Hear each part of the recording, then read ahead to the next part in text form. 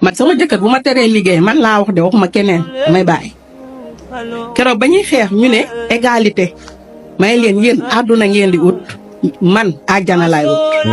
àjjana yow da nga defe ni ci da nga jàpp ni ci loxoy góor la ne.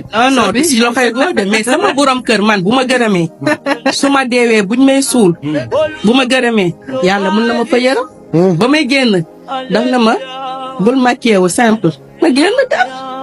Alors, pour ceux qui ne comprennent pas le Wolof, voici ce que cette femme vient de dire. Dans la vidéo, elle nous explique que si son mari lui interdit de travailler, elle arrête immédiatement. Elle se dit soumise et fière et obéit à tout ce que son mari lui dit sans jamais riposter. Elle croit que sa soumission lui garantit la bénédiction de son mari et son entrée au paradis. En gros, elle nous explique qu'elle n'a aucun libre arbitre et qu'elle vit uniquement sous les ordres de son mari.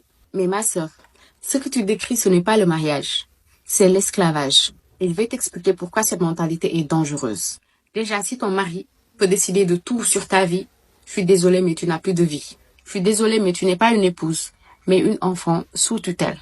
Comment une femme adulte peut-elle dire qu'elle doit demander la permission pour faire quoi que ce soit? Et cette histoire de bénédiction et de paradis. Depuis quand Dieu a dit qu'une femme devait être une servante soumise pour mériter le bonheur? Depuis quand? Si Dieu t'a donné un cerveau, une ambition et un potentiel, c'est pour que tu t'en serves. Pas pour que tu vives sous les ordres d'un homme.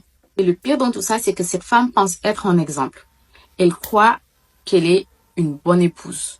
Mais en réalité, elle est juste vulnérable, faible et dépendante, malheureusement.